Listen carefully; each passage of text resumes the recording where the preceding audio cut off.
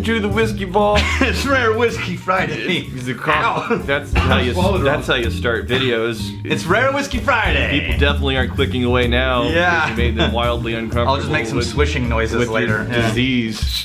With your disease. Jets. Bye. Record time falling apart. Everybody with misphonia all left. Now this is Rare Whiskey Friday. These are whiskeys that we're going through that don't necessarily have a lot of distribution. They're not necessarily brand names, but they're whiskeys that, you know what, they're relatively smaller distilleries, or they're at least releases that are very, very difficult to find. I just realized if you should be so lucky to be in a place where you can get your hands on the whiskeys, we got a review for you. What are you looking for? I just realized this is one of those whiskeys that these people put a cork, right? Like a wine cork in. Sure. And I don't have a bottle opener. I got this. You got a bottle opener? No, you don't. You have a. She's gonna hack it. I need a wine bottle. Okay, yeah. I got it. There's an actual cork in there. Here. All right, I'll get it later. So we could have reviewed that one as too long, didn't read. Too hard, didn't open. Not a lot of flavor in that last one. Yeah, just too hard. Not a lot of flavor. Didn't open it. Too complicated. Couldn't be bothered. Couldn't be bothered to find a corkscrew for the damn whiskey bottle. Yeah. Okay, so this is also from. We could have these open before we hit. Well, I didn't realize it was a cork one until. No, I mean like all of these in general. No, I know. This is Borris Chang. Borris Chang, you magnificent bastard. Fight. This is a Panama rye. Yeah. And it's actually from Napa. Oh, not Panama? No, it's not from that. You know what's funny? I have a Panama hat. Yeah. And then when you turn it over, it says 100% Panama hat, made in Ecuador. And I bought it because of that. Right. Because it made me laugh. Okay, so this is... Kind of like the state of most Texas whiskey being. Yeah, right? Texas whiskey, made in Canada. So... Wow. That's almost more of a bourbon on the nose than a rye. This is a Napa Valley wine company and distillery, actually in Napa. But he went and found this... it's the port. That's where I'm getting that. Yeah. So he went and found this recipe for a rye from a company called Napa Distilling or something like that. Okay. That was actually in Kentucky. But it was a long time ago. So what they did was they 95% rye, aged 2 years, and then they finished it in port casks. And I think it was ruby port, if I'm not mistaken. The fruitiness coming off of this rye, I'm not sure how much is coming out of the port cask, but for it to be a 95% rye and be this just, densely, intensely fruity, that's surprising. I'm not getting any kind of the rye spiciness. There's no black licorice to be heard of. No, I'm getting I'm trying to find something other than that candied note. Peppermint, I'd say like the cherry mint. The cherry peppermint. Well, the ones that look like peppermint. Yeah, they have the dark green. And I always love those. Those are my favorites. Well, you brace for the peppermint zinger, and then you get like the little cherry. Yeah. Oh. Yeah, when on the Christmas tree, those are always the ones I stole first. Yeah, and that cherry note, that fruity note, that's almost a maraschino sweetness. That's what I'm saying. It's leaning into bourbon for me more so than what I would suspect rye to give me at 95% rye. The line that made me laugh out loud was family owned and operated by Arthur and Lucine Hartunian in Napa Valley. It was founded on one basic principle: make it different. Okay. They're the apple of rye. They thunk differently. Oh, it is. Oh, you know what I like? To keep it balanced, you get the big flush of sweetness from the port, from the fruitiness you're braced for, but there's this bit of like a nuttiness, like a walnut. Yeah, and it's ending sweet. Like a breadiness there, right there, kind of near the baseline, carrying you to the finish. And the finish is it's very sweet. Yeah, stay sweet. It's a very sweet aftertaste. If there's any rye dominance in this, it's in the first half of the flavor profile, right, and then immediately switches into that wax and sweet. So as a category, what's the criteria to achieve a rye whiskey? At least 51%. But in theory, this is 95% rye. Okay. All right. So why is corn whiskey like 80% corn? Because they created a category just for corn that separates it from bourbon. Because bourbon has to be 51% corn. Right. And so there needed to be something that said a dominant corn wasn't bourbon. Right. That's why. I just wish there's a category established where you could do all of the, it doesn't have to be 80% anything. You just could use a used oak barrel. Yeah. And you don't just get the generic label Mash, whiskey just distilled from something mash. right. Yeah, it's very interesting. All right, let's move on. It's very sweet, candy. It's drying out my tongue fruity. now. Really? Yeah. How?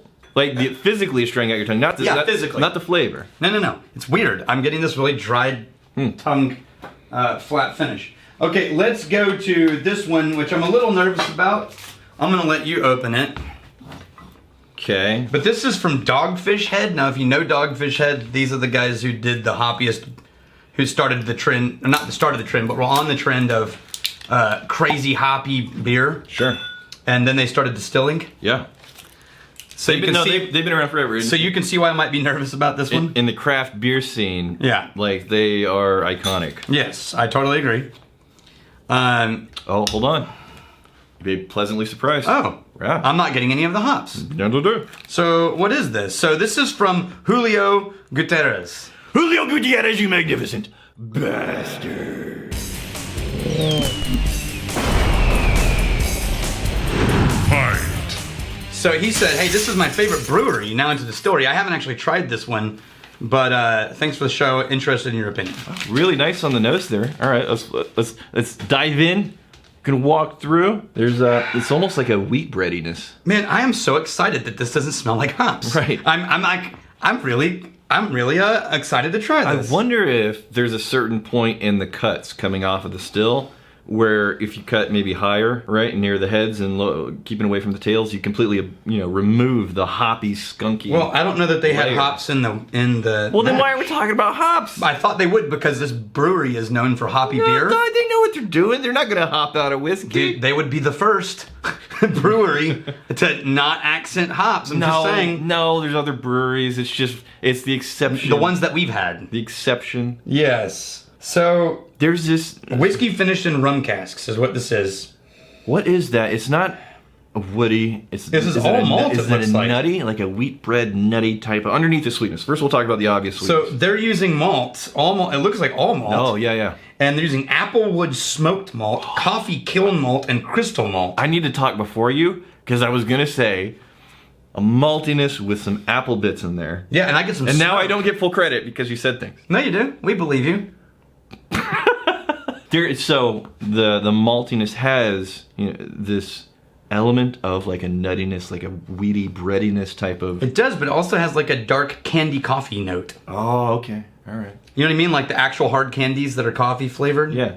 Do they not have good distribution with the Dogfish Head here? This is a big deal here. No. No? Oh, it tastes nice. It's all that malty coffee roundness. Well done. Yeah. Ooh. So this is finished in barrel honey rum casks. Oh, that's a beautiful whiskey. So first new charred oak and then finished in rum casks. Oh, but Man, that's really well balanced. the heat from the alcohol shows up in all the right places. Yes. Sometimes it'll just kind of like poke you, this little thumbtack. Yeah. But it just kind of swells up with the flavor, and then before it gets too much, it just kind of fades away with a nice finish of. There's the honey. Oh man. Honey and nuts on the finish for me. I think this is benefiting from catching me off guard by being good. Because I really like it. No, I would say even if we're coming at it with no expectation, Yeah. high or low, I think it's standalone legitimately good. Yeah, I agree. Yeah. It's sweeter than I prefer because of the rum finish, I think. But I think it's nicely balanced Yes. against. But it doesn't ruin it. Right. It just takes it slightly outside my preference range. But I think it's still a really good whiskey. Mm-hmm. Well done, Dogfish Head. That's lovely. I'm getting a corkscrew. All right.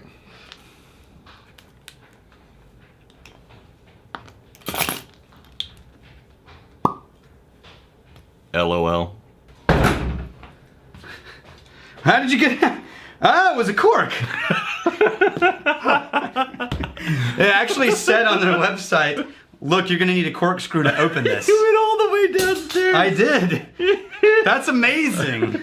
All right. Well, I wish I'd known that. I would have started with this one. I could have yelled down, but Yeah.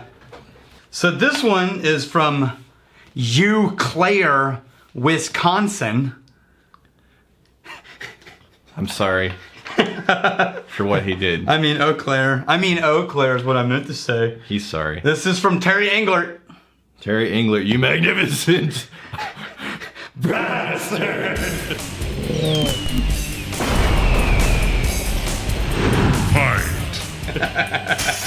So Terry we had Englert. this one not long back. This distillery, it's Infinity Beverages, and the moment I opened it, Yeah. what I said, wait, don't smell it yet. No, I already smell. It's too late. What I said that was ship has sailed. urine. No. Yeah. No. Yeah. I'll tell you what it is. It's a skunky beer. Yeah, well, so here's the thing. This is their experimental series. Yeah. And this is their hopped spirit That's release. That's why. Okay. EC 1717. Skunky beer, hop spirit. There we go. Yes. And But I am reserving judgment because I do enjoy way more than you. I do enjoy the hoppy beer from time to time. Yes. Especially with the pizza or the barbecue. that's true. All right. Now I can't stand it. can't stand it. Even the beer. I am holding out hope that someday, somehow, there's going to be A balance. a whiskey with recognizable hops that it doesn't get dominated by the hoppiness, and it's still just nice So it's as a like- whiskey with a bit of hops. So it's like having a peated whiskey as an accent instead of as a Lafroig. So what are your So- tasting this, Rick? So hold on, I'm saying it's like there is a skunky beer element on the nose there, just the really hoppy that kind of funky herbal quality, It's true. Sure. and then there's I don't know, there's some type of thin thread of like a malty layer, but that is interesting. The hops don't show up as densely hoppy as you would expect, Okay. but the finish is non-existent. Poof. Just vanishes. Poof, it's gone. Which is interesting because with a hoppy, 40%. hops is usually an element that's just going to stick with you for a long time. Oh man, look at the legal definition of this whiskey. So long. Distilled spirit. This is not a whiskey. This is distilled spirit specialty. Spirits distilled from grain with natural flavor, which is hops, Yeah. and rested in barrels. So it's not a whiskey. It's not a whiskey. It's a distilled spirit specialty. Yeah, that's why it's so different then. Because It is aged, there's, and the addition of hops meant that they can't call it whiskey. along with the hoppiness, Yeah. there is a layer of some type of sweet, maybe it's like a diluted simple syrup. Huh. Right, just a sugary sweetness to carry it through with this hoppy layer. I'm not getting a tremendous amount of complexity, maybe because these flavors are relatively thin. Well, and it's pretty young, it looks like. Yeah, there's not a lot of aging. But there's no age statement on that distilled spirit specialty, so. Right, you can get that much color out of a couple of months here in Texas. But All right. it is what it is. It is. Um, I'm gonna put my clean glass. back up here. definitely not the worst hopped spirit I've had, but nothing life-changing. All right. This is from Sarah Tuttle, brand rep. We just did some serious crickets for Sarah last week already, but we can do it again. Sarah Tuttle So sent us. it's an awkward moment of silence. A brand rep. Yes. That's okay. Okay, this is. You want to go get a corkscrew? Yeah, I'm gonna go get a corkscrew for this. This is Pendergast. So last week we had one of their whiskeys, the Tom's Town Bourbon. Okay. You remember we talked about it being Gatsby and Oh yeah, all of that. look, it reminded me of like Yes. the Imperial State, Empire State Building. Yeah. Now, and we liked it. This is one that they call Royal Gold. And once again, remember I said what I liked about them was that they have 100% embraced naming themselves after a corrupt politician. And they talk about it constantly on the website. Right. Yeah, here's all the other illegal shit he was doing. Here's the other people he was screwing. Right. Here's how he worded this thing so that he got what he needed. So he would procure bourbon and then he would trademark a brand name and resell it as Royal Gold. Mm-hmm. Right? So they said we didn't have to bribe anybody for ours to taste this good. Although they did send us a free bottle. So Ricketts? yeah. So this is a cask finished bourbon. Yeah, I'm getting classic bourbon. Ruby port. Oh, I'm not getting. Hold on. Trippy. I was not expecting an interesting finish here. I was just getting classic nose. The port is typically going to be one of your more densely sweet. And if it's in here, it's subtle. Yeah. I like this one. Yeah. So I think originally it was Tennessee whiskey, but then they talked about in the future it might be a source multiple aged, 5 to 10 year old bourbon. According to a Bourbon Patty wrote about this. I'm getting like a nice, like a oaky note with some honey on there. oakiness, a little bit of honey, and then a nice balance of the cherry and the apple that you often get out of the classic bourbons. Bourbon Patty, Paddy, did a really good review of this one. Yeah? You should check it out. Also lovely. If you love classic Oh, bourbons. yeah. Yeah. Man, both the ones we've had from them are just good whiskey. Yeah, just not doing crazy, experimental, weird, funky adventure things. No. Just nice. I really wish they would tell us where they're getting it from, because this is once again one of those produced by releases, right? And there's no downside to telling people we hand chose these barrels from somewhere else and then finished them and created these blending things. But very often, the party that is keeping them from saying, Not very often. Sometimes. The party that sells it to them won't tell. often enough Yes. to be meaningful. But I think that you can say that. They don't want people to know that their brand is being bottled in other places. They want their brand to stand on it alone on itself. But maybe they're not moving enough of their own brand yet. But this tastes more like your big budget Like classic bourbon. Yeah. No variances, no weird tangents. It's either going to be a Tennessee, maybe, or a Kentucky. I would say this would be right at home in Kentucky. It could be MGP. And then eventually, if you just let it settle, you get to a bit of vanilla on that finish there. It really could be MGP, actually. Really? What was the proof on this? I think originally it was Tennessee whiskey, but... Okay, so this is from AJ Nygaard and Kevin Kwitzer. AJ and Kevin, you magnificent bastard. Fight. So they sent us and said, hey, every so often my cousin, this is AJ, every so often my cousin Kevin and I exchange bottles of whiskey. He lives in New York, I live in Fort Worth, so we exchange things we can't get otherwise. That's cool. Yeah. A few months ago he sent me this. I found it to be unlike any bourbon I'd ever tried. It tasted more like scotch in how mellow and approachable it was. Okay. I'd be interested to see what you think. All right. I feel like I need a palate. He says, I have accepted that I will never taste eucalyptus and bullet or mint and Lagavulin. So take my tasting notes with a grain of salt. Everyone is trying to say their family heritage on distilling. Yeah. This guy is like, my family heritage was a button factory. That's on the bottle. Right. Since 1922, my family has provided buttons for kings and popes and presidents So and top shelf businessmen. buttons. Yeah. And because of that, I started Black Button Distilling. I mean, I'm paraphrasing, but that's a really funny transition, and I wish he had really leaned into the comedy of that. So he's not wrong. This is very unique. Yeah, so this is Rochester, New York. They used 90% New York State grown ingredients. Man, Jason Barrett. So this is a combination of flavors that you really only find in craft. Yeah, it's a little green. And craft, well, I'm saying craft that lean into this idea of they want just intensity and depth to their flavor. Yeah, intensity is a better, I think, than depth. Yeah. Intensity for sure. Yeah, This is 4 grains, so 60% corn, 20% wheat, 9% rye, 11% malted barley. So that nose, there's a thickness to that nose.